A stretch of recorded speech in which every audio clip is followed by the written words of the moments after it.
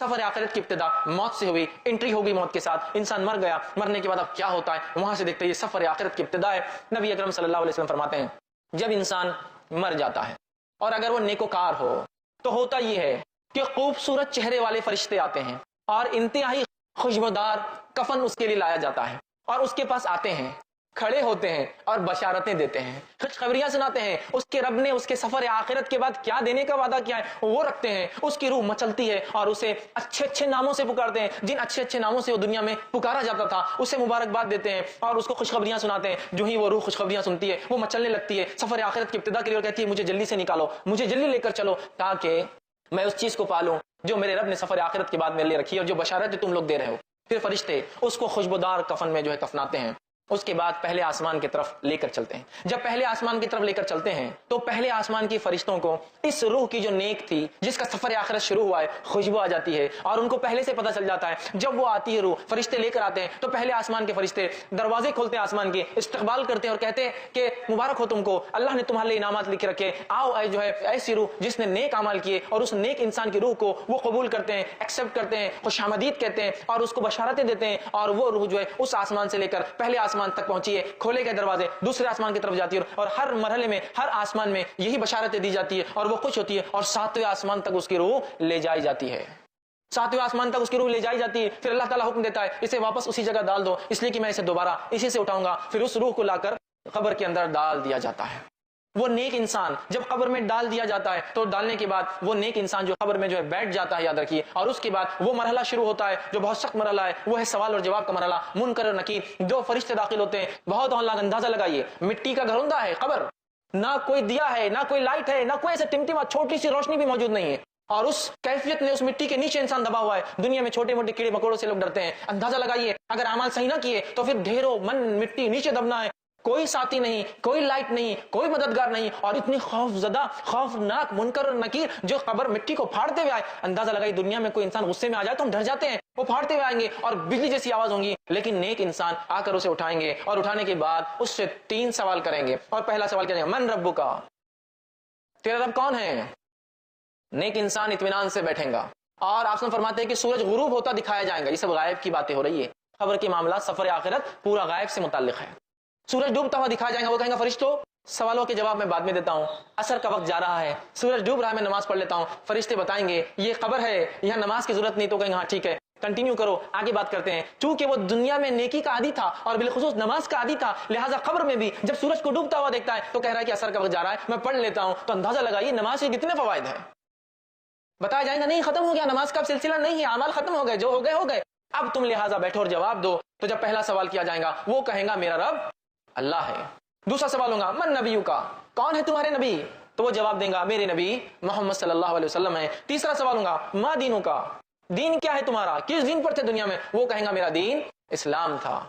ये कहने के बाद जब एक नेक इंसान अपने सफर आखिरत के इब्तिदा में जो टेस्ट उसका होगा, जो ओरल उसका लिया जा रहा है, जो वाइवा उसका हो रहा है, उसमें अगर वो राइट आंसर्स देता है इन तीनों क्वेश्चंस के, तो नतीजा ये होगा फरिश्ते सवाल जवाब का सिलसिला खत्म कर देंगे। तीनों जवाब इसने दिया है और एक खिड़की खोली जाएंगी और जहन्नुम बताई जाएंगी और कहा जाएगा ये वो चीज है जिससे तेरे रब ने तुझे बचा लिया। वो बंदा शुक्र अदा करेगा और एक खिड़की खोली जाएंगी और बताया जाएगा ये तेरा मुकाम है जन्नत में, ये तेरा मुकाम है। वो रूह मचल उठेंगी और वो फरिश्तों से कहेगा नेक इंसान ऐ फरिश्तों मुझे मोहलत दे दो, मैं जाके अपने रिश्तेदारों को बता देता हूँ ये मेरे रब ने नेकियों की वजह से दिया है। फरिश्ते कहेंगे लौटने का चांस, लौटने का जो है कोई जो है इसके अंदर इम्कान नहीं है, लिहाजा तुम इत्मीनान करो। और फिर वो इंसान दुआ करेंगे अल्लाह क़यामत जल्दी कायम कर, क्योंकि वो मुकाम मुझे चाहिए जो बताया गया मेरा वहां। और वो कहेंगे क़यामत जल्दी कायम कर ला ताकि मैं उठूं उस रोज और सफर आखिरत का जो एंड होगा उसमें जो डेस्टिनेशन जो बताया जा रहा है जो मुझे मिलने वाला है ये मुझे जल्दी से मिल जाए। और उसके बाद वो जन्नत की खिड़की खुली रहेंगी, उसकी कुछ हवाएं वो महसूस करेगा, एक बेहतरीन बिस्तर उसके लिए बिछाया जाएगा और फरिश्ते कहेंगे ऐ शख्स आराम से इत्मीनान से सो जाओ, तुम्हारा सफर मतलब उसका सफर शुरू हो गया, इत्मीनान से तुम इस पे सो जाओ। और उसे एक दुल्हन की तरह बिस्तर पे सुला दिया जाएगा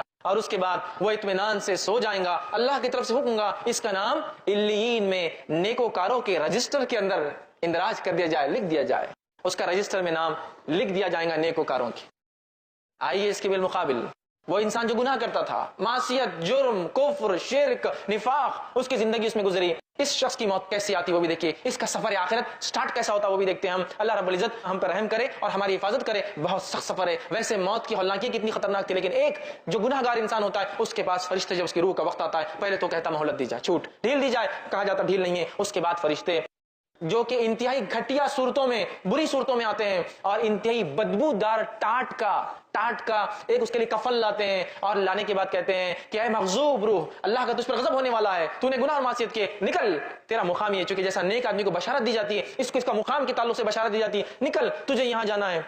اور وہ گناہ گار انسان کہتا ہے کہ نہیں، میں نہیں نکلوں گا۔ اس کی روح جسم کے اندر جاتی ہے، جب روح اندر جاتی ہے تو اسی ماحول کی، اسی حالت کی ایک تصویر اللہ نے بیان کی اور کہا وَالنَّازِعَاتِ غَرْقًا، قسماً فرشتوں کی جو روحوں کو جسم میں ڈوب کر غوطے لگا کے کھینچ کے نکالتے ہیں، چونکہ اس کی روح باہر آنا نہیں چاہیں گی، وہ اندر جائیں گی اور یہ فرشتے اندر جا کے روح کو نکالیں گے۔ اور اسی بات کو اللہ رب العزت نے سورہ انعام سورہ نمبر 6 آیت نمبر 93 میں دیکھیے کیسا بیان کیا۔ اللہ فرماتا ہے اے نبی کہ اگر تم دیکھتے جب ظالموں کی موت کا وقت قریب آتا ہے، ٹھیک ہے، اور وہ موت کی جھانکنی میں جا کر پھنستے ہیں، سکرات میں ہوتے ہیں، تو فرشتے ان کے پاس جاتے ہیں، ملائکۃ باسطوا ایدیہم، اور اپنے ہاتھوں کو بڑا کر کھینچتے ہیں اس کی روح کو، نکل، چونکہ ایک نہیں کئی فرشتے آتے ہیں، یاد رکھیں، نکل، اس کو کھینچتے ہیں۔ اب تمہیں بتایا جائے گا کیسا عذاب تمہیں ملتا ہے ان باتوں کے لیے جو تم اللہ کے تعلق سے بغیر علم کے بک دیا کرتے تھے، نکلو باہر آؤ۔ تو فرشتے ڈوب کر نکالیں گے، فرشتے کھینچ کر کے نکالیں گے، وہ سفر کے لیے راضی نہیں ہوں گی، وہ روح، وہ اندر گھسیں گی، فرشتے جب نکالیں گے یہ تکلیف وہ محسوس کرتا ہے، اور اس کی جلد جو ہے جیسا نکلتی ہے تکلیف محسوس کرتا ہے، اور تکلیف محسوس کرتا ہے، لیکن اسے فرشتے نکالتے ہیں بدبودار، نہایتی گندے ٹاٹ کے اندر اسے لپیٹتے ہیں، لپیٹنے کے بعد پہلے آسمان پہ لے جاتے ہیں۔ پہلے آسمان کے فرشتے کہتے ہیں اس مغضوب روح کے لیے آسمان کے دروازے نہیں کھولے جائیں گے، واپس چلی جاؤ، اور اس انسان کو فرشتے انتہائی گھٹیا ناموں سے پکاریں گے جس سے دنیا میں چڑھتا تھا اور نفرت کرتا تھا۔ خبر میں آنے کے بعد وہی ہولناکی منکر اور نکیر ظاہر ہوں گے جن کی آواز بجلی کی کڑک جیسی ہوں گی، اور آ کر سوال کریں گے اس سے اور کہیں گے من ربک، تیرا رب کون تھا؟ کافر کہیں گا ہا لا ادری، مجھے نہیں پتا میرا رب کون تھا، مجھے نہیں پتا، جواب نہیں دے پائیں گا۔ دوسرا سوال ہوگا من نبیک، نبی کون تھے، تیرا نبی کون ہے؟ کافر کہیں گے ہا لا ادری، مجھے تو نہیں معلوم کون میرے نبی ہے، جواب نہیں دے پائیں گے۔ تیسرا جو سوال ما دینک، تیرا دین کیا ہے؟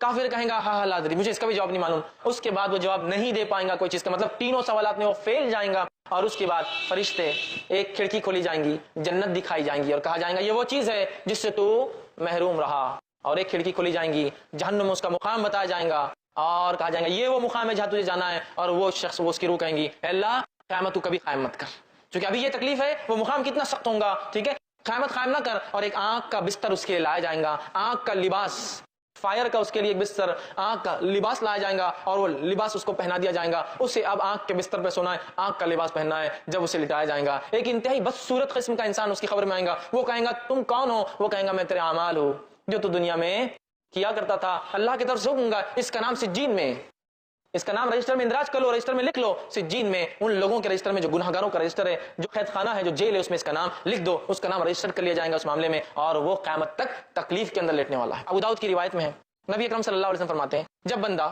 3 سوالات کے جواب دے دے گا، مطلب یہ نیک انسان تھا، رائٹ آنسرز دے دے گا، تو فرشتے اس سے پوچھیں گے اور سوال کریں گے ما یدریک، تجھے ہمارے سوالات کے جواب کیسے آئے؟